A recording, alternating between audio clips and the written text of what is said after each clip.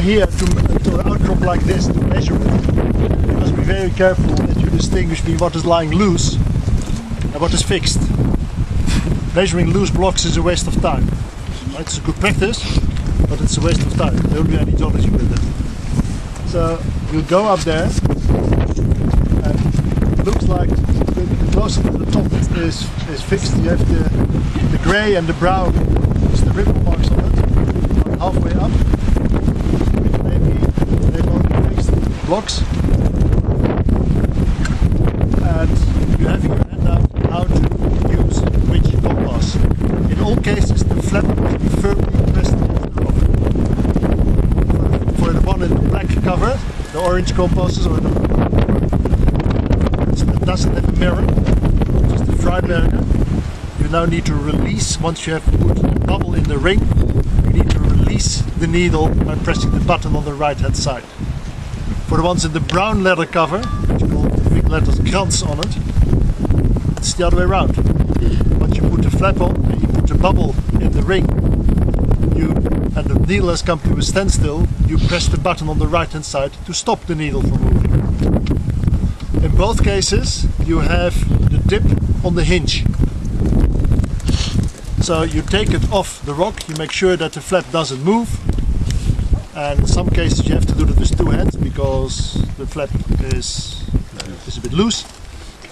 And then you read off on the compass the direction of dip, and on the hinge the amount of dip. The strike will follow from that, and we'll sort that out tonight. The strike is 90 degrees away from it. It's all in your handout how it works, and also which needle to read off. On the Silva, which is the one with the black top, which doesn't have a cover and the red cord on it, again you put the top of the black cover on the rock, you maneuver by turning that and using the hinge of the compass until the bubble is in the center of the ring. And then if the angle between the flap and the body is more than 90 degrees, you align the red arrow with the red needle. If it is less than 90 degrees, you align the red arrow, the open arrow, the double lined arrow, you align it with the black needle, or the white needle, I think it is the white needle. Okay, and in both cases you read off the direction of dip at the bottom white tick of the compass. Again, it's in your handout.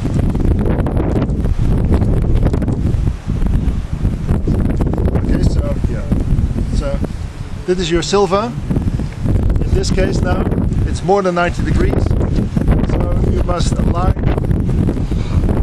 this. Well, it doesn't do it of course because the needle will come along. It's the red white needle, and then you read it off there.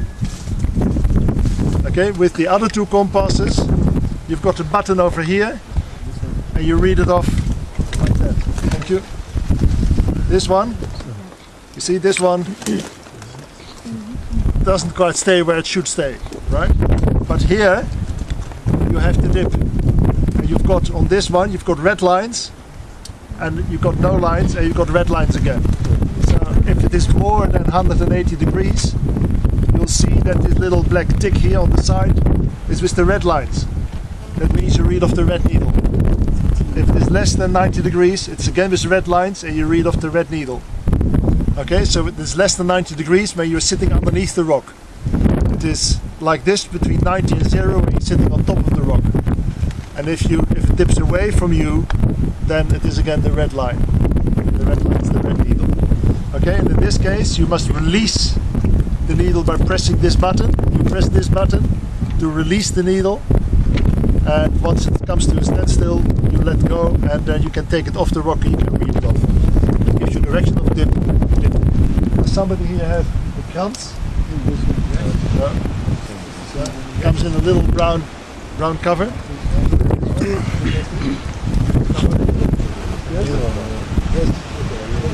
So this has with big letters Krans on it. K-R-A-N-T-Z. It's made in China.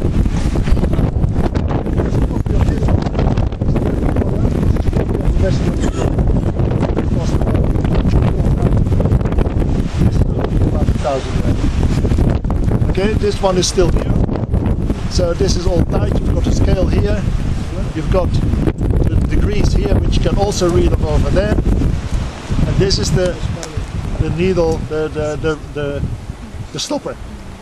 So once the needle has stopped moving, you press that one, and then you can take it off, and you can read it off just like that. Right? That gives you the direction of dip.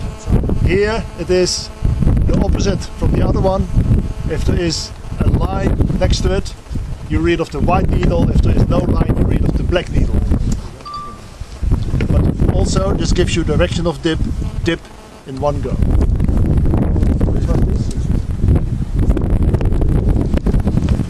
Okay, now get there and do it. So always keep the flap on the rock, turn the flap and use the hinge line of the compass, these two directions, to get the compass level so that the bubble is in the center.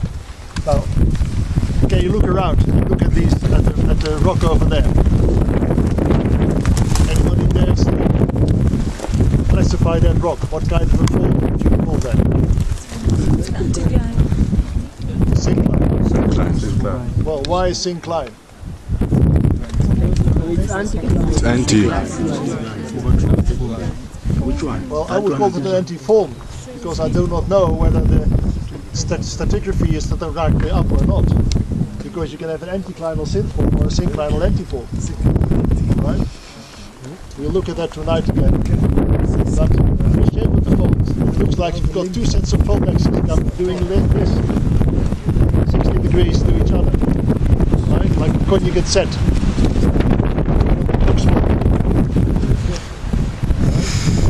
Fold axes, actual traces, actual planes like this. Box fold.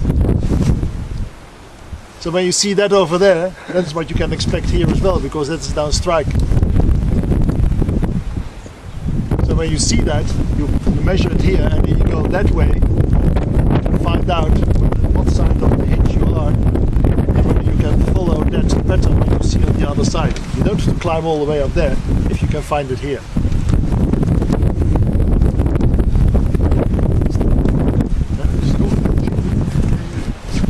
Okay, now get onto these rocks. That's the reserve. Get onto these rocks. Use your compasses.